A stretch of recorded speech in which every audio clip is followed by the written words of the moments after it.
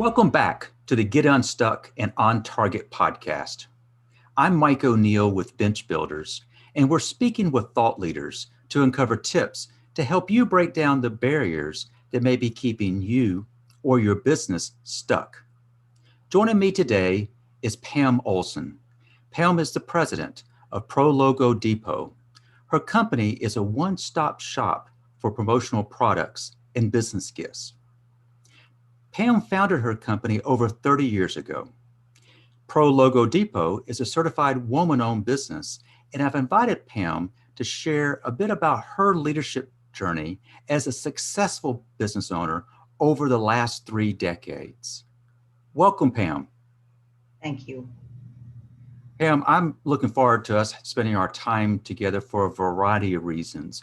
One, in my professional role before Bench Builders, I worked with folks like you providing logoed products, but what people think of when I talk about logo products, it's changed dramatically. Mhm. Can you, let's start off, let's kind of describe what was your industry like 30 years ago?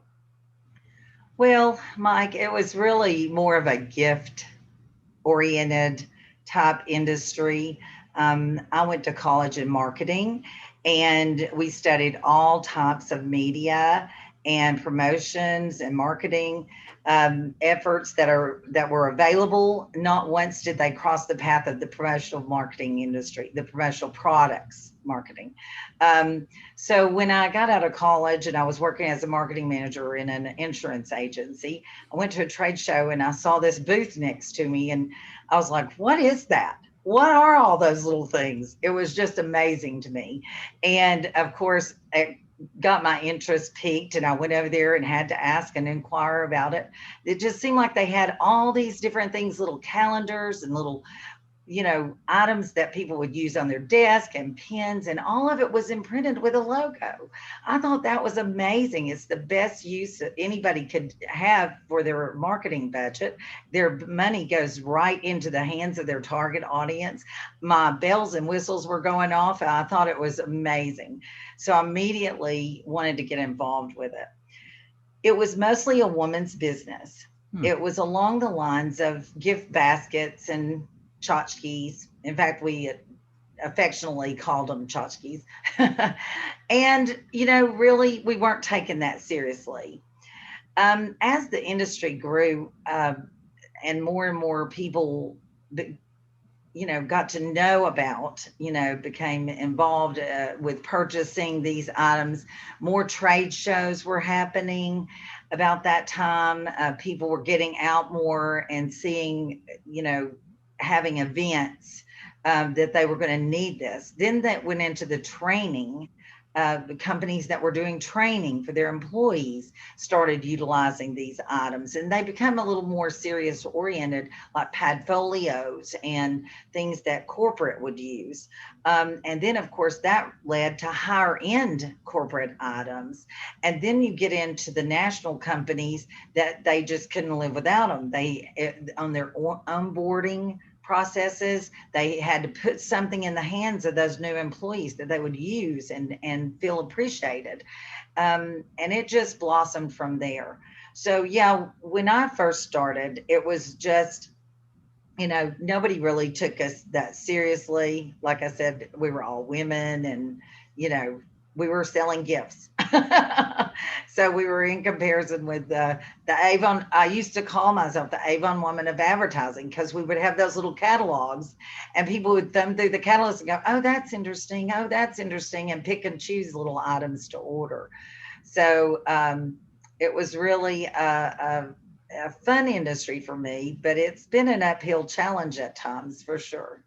I know we're going to talk about that here in a moment, but as you're describing the kinds of ways that your industry has evolved, it's gone from trinkets to much more sophistication. You mentioned, corporate recognition programs. You mentioned that trade shows and trade show programs. You didn't mention it, but I know you do work with safety programs and service awards.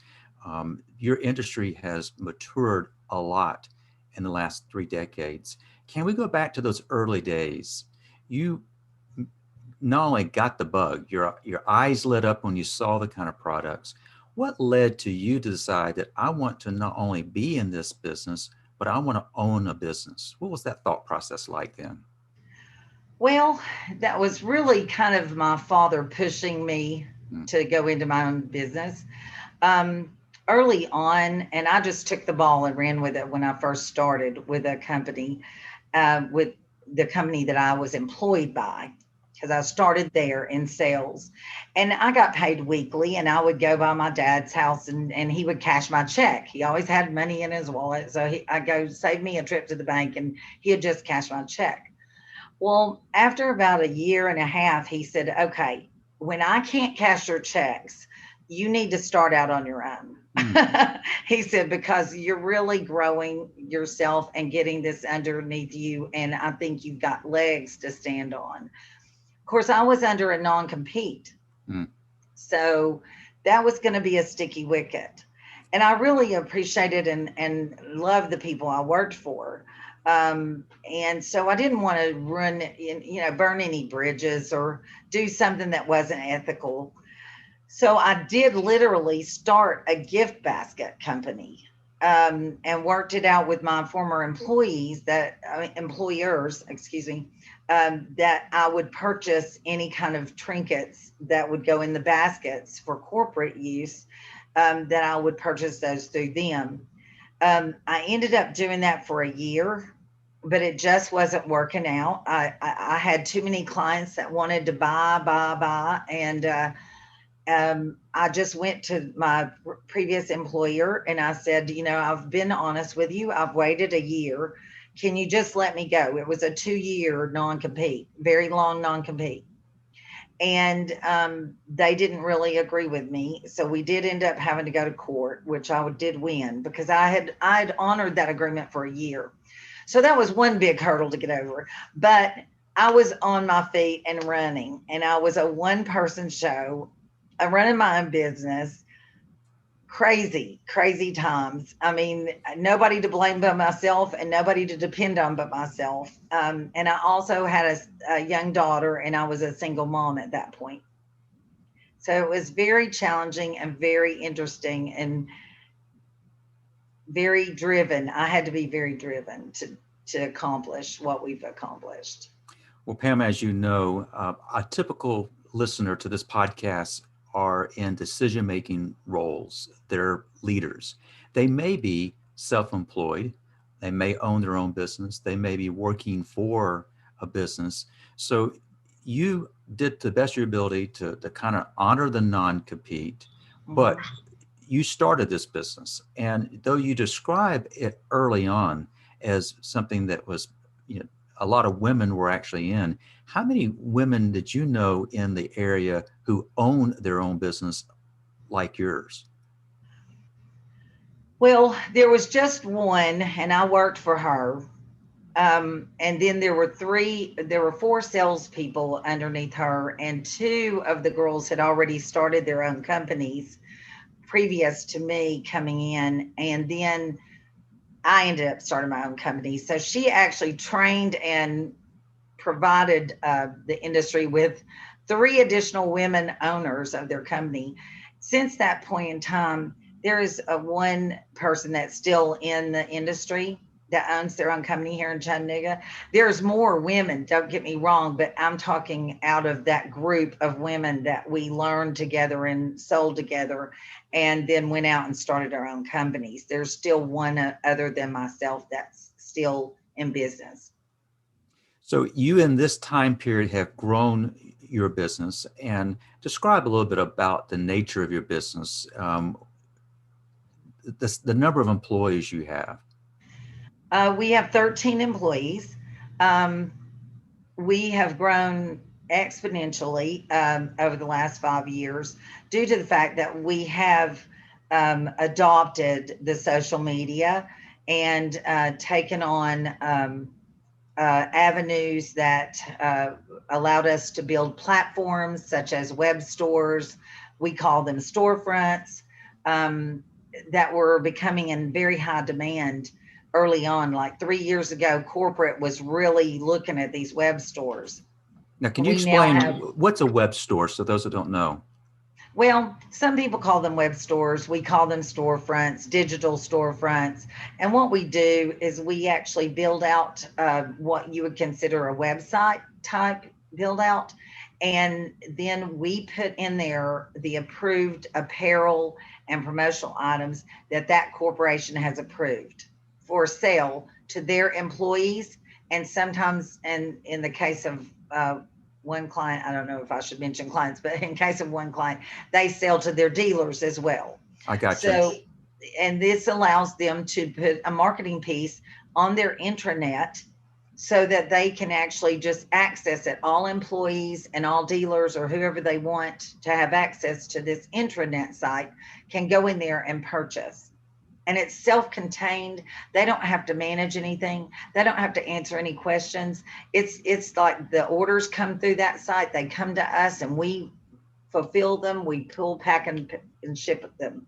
So we're literally a one-stop shop there.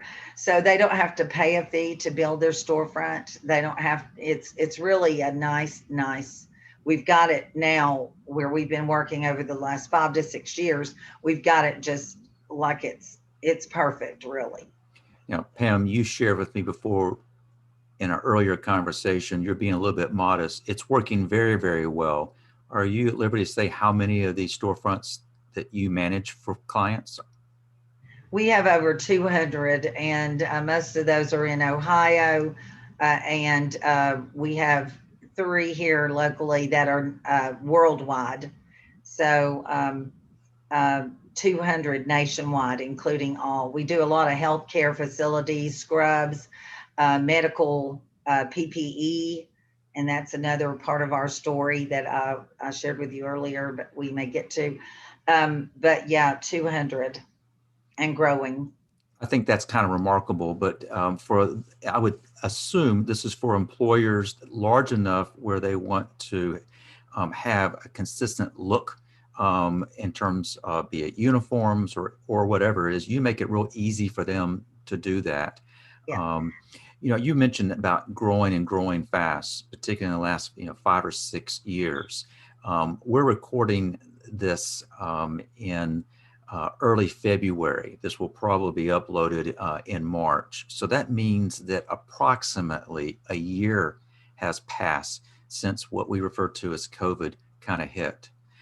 So could you kind of give us a sense of when COVID hit, which for our discussions, let's say it was around March of 2020. First of all, what initial impact did this have on your business? Well, we were like everybody else, totally in shock. We had actually planned and paid for and had shipped all the display items out to a show in Vegas for our construction and road building companies for their big show. And we had leased a room and had hired IT people. We were going to do cocktail and, as you can imagine, very high end dollar amount on this that had to be prepaid. And while I was out there about to arrive, I had to go to Austin first for a meeting. And as I planned to go into Vegas and all my sales associates were flying out there, I had them all ticketed, all the rooms leased. We were told the show was canceled, that everybody had to leave, that they weren't good. They're closing down the Renaissance. The show was closing down. So I rearranged my flight to come straight back here. The money never was recuperated. Everybody just went dark. And, that was a very scary, scary time. Not just that we had lost that money, but that we were unsure of what was going to happen. Of course, nobody was doing shows. Nobody had any purpose. They couldn't go see clients. They weren't ordering things to take to their clients or give to their clients.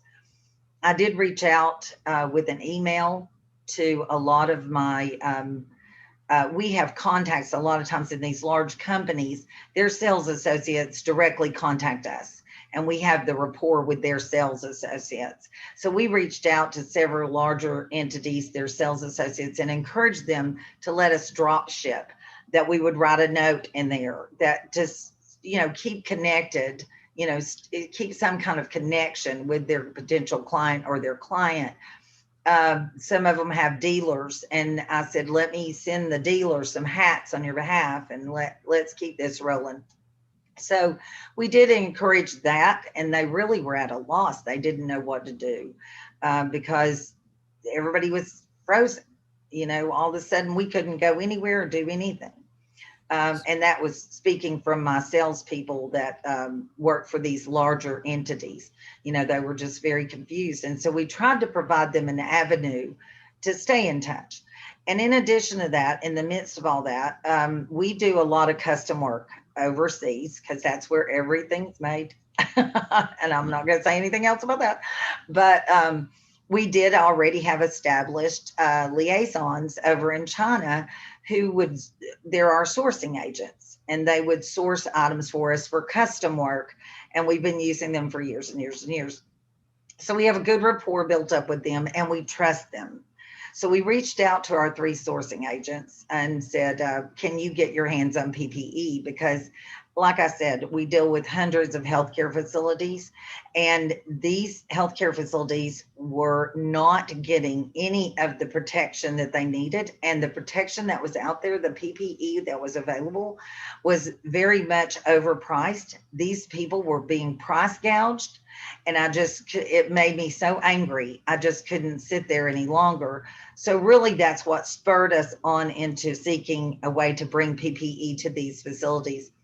So we immediately started aligning our liaisons up with, helping us, getting us some reasonably priced. It still was very overpriced, but a lot more reasonable than what was flying around here in the States, for that they were going to have to eat it regardless, because they had to have this protection. So I tried to intervene, and we were very, very, very successful with providing them. We were importing 10,000 masks a week at one point, and we just started importing those. We reduced our margins way down, because the whole purpose was to help somebody. And that sometimes helps you. If you have that giving heart and that giving attitude and a servant's heart, that's what rescued us. But we were actually trying to rescue and help our clients. So, we had through all that. It was amazing. We immediately felt like we were overloaded almost, because had actually become importers. I mean, our whole process, our whole business basis had changed 360. And instead of providing these products that we order with a logo on it, we're just trying to get this stuff in, and we're dealing with shipping issues, certification issues. One time I called our liaison and said, where are the masks? Where are the masks? And she said, my boss ran down to the dock with money. He went to the dock with money. And I was like, oh man, it has got to be crazy over there, lots of cash changing hands. And, we're wiring 18,000, 25,000 over to China. And God just was looking out for us, because at any given moment, we look back now and we're going, oh my gosh, who wouldn't, if you don't know who you're dealing with, I mean, that money could be gone. So that's how we managed to get through it. And it's brought us out on the other side, more or less. We still see a lot of mask sales, but they're diminishing. I mean, they're not as panicked driven as it was back then. But a lot more people are starting to get back together now and come together, and wanting to recognize their employees, and doing a lot of onboarding gifts, because they're hiring back again. I'm seeing that happening. So Pam, this aspect is what I very much wanted us to spend some time on. And that is, if I understand your business model was that you would source items from a variety of places, and then your company would affix a logo to those items. And in many cases, you would handle a storefront by which the customer didn't even have to touch it. You took care of everything for them.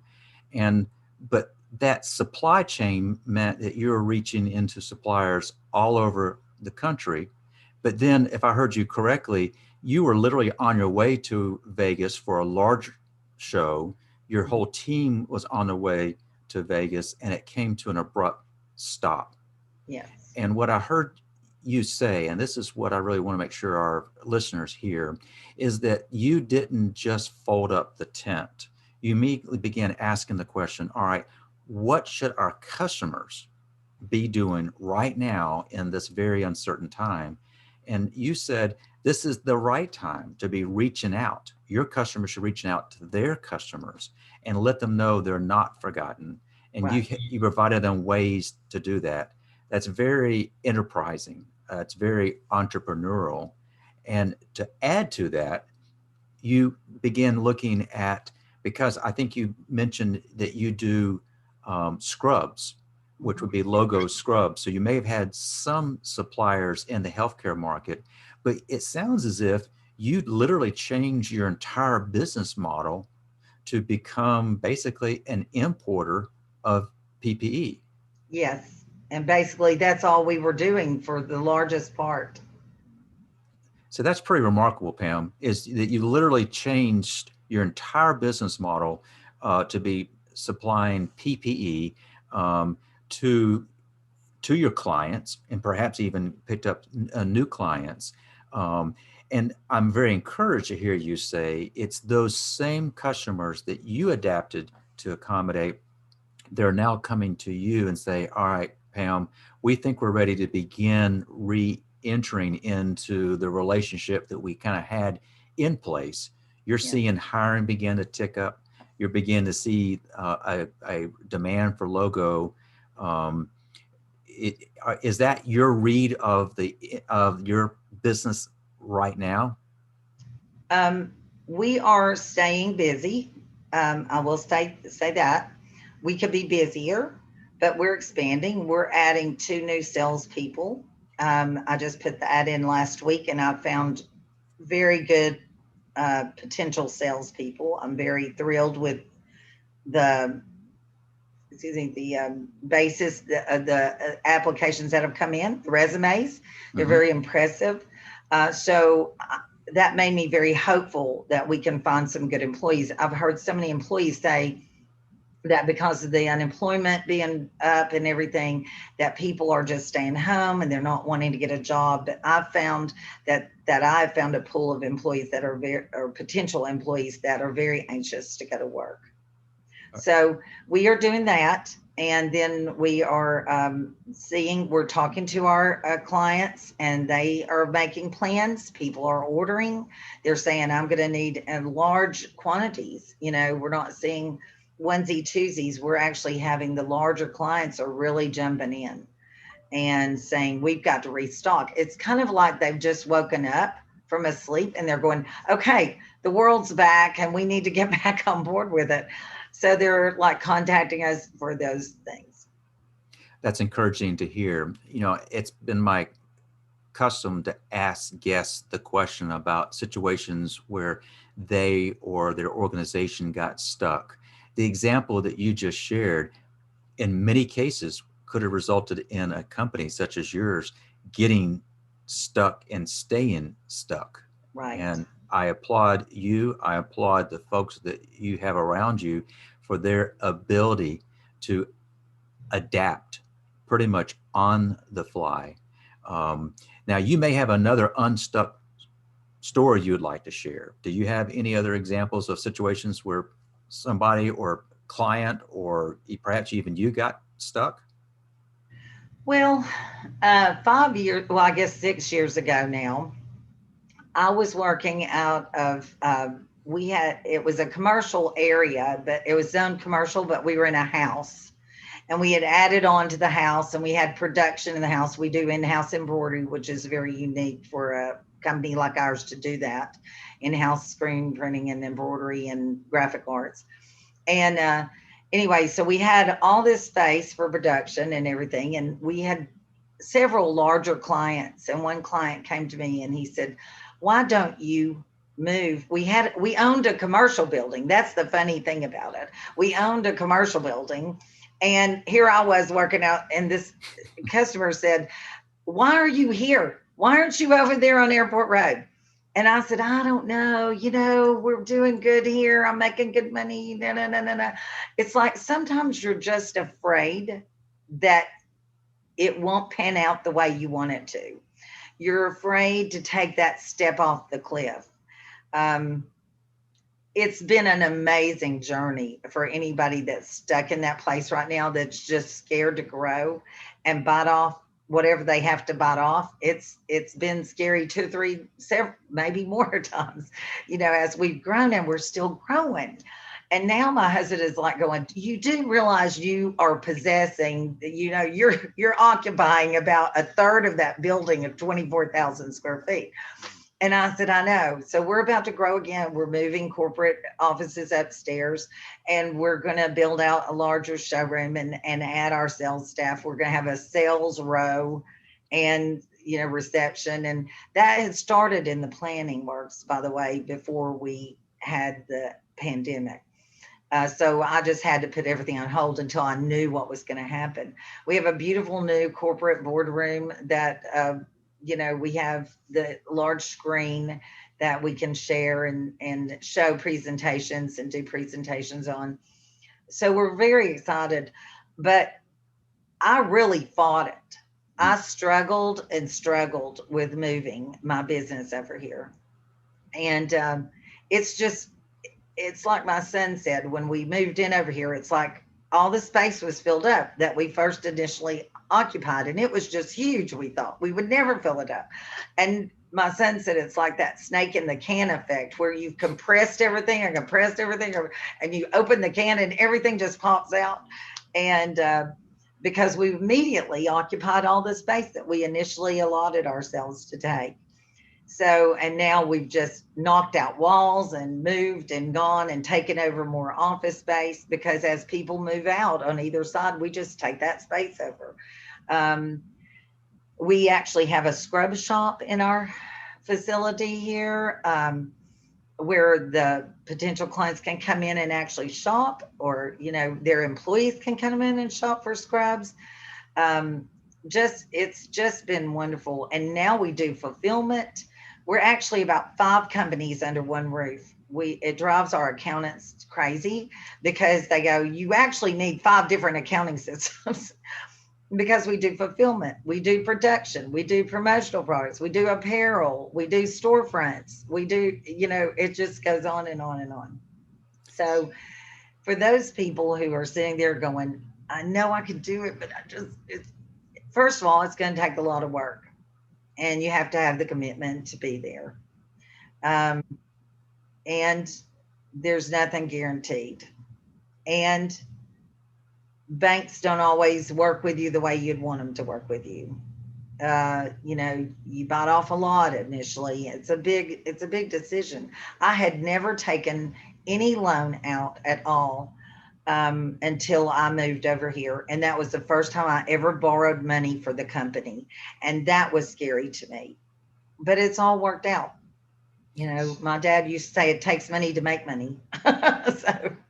Well, it sounds like you listened to your dad, but you have acted on and have built a successful, diverse business. And it sounds as if you take care of your customers, and in turn, they're now taking care of you. Pam, I shared with you before we began recording, I knew you were going to be a great guest, but you tell a very compelling story, and I appreciate your willingness to share that with our listeners. If our listeners want to connect with you, what's the best way for them to reach you? I'm on LinkedIn, Pam Olson, and my company is Pro Logo Depot. That's our DBA name. It's Pro Marketing LLC, but you can look up Pro Logo Depot. We're at 515 Airport Road, and just drop in if you're interested. We've got a showroom. We could show you around and give you the tour. Pam mentioned Airport Road, by the way. That's in Chattanooga, Tennessee. We've got listeners from literally all over the world. So when you're in Chattanooga and you want to stop by Pro Logo Depot, it sounds like you have an open invite. By the way, we're going to include that contact information in the show notes. So if you're driving and you want to write all that down, it will be included in those show notes. Pam, thank you. Thank you, Mike. I also want to thank our listeners for joining us for this episode of Get Unstuck and On Target. We upload the latest episode every Thursday, and if you haven't already, I invite you to join our growing list of subscribers. But we at Bench Builders, we love to help companies get unstuck with practical management training, leadership coaching, and better business planning and execution. But if you've been listening to my discussion with Pam and you're realizing that something's keeping you or your business stuck, let's talk. Visit unstuck.show to schedule a call. So I want to thank you for joining us, and I hope you've picked up on some tips that help you get unstuck and on target. Until next time.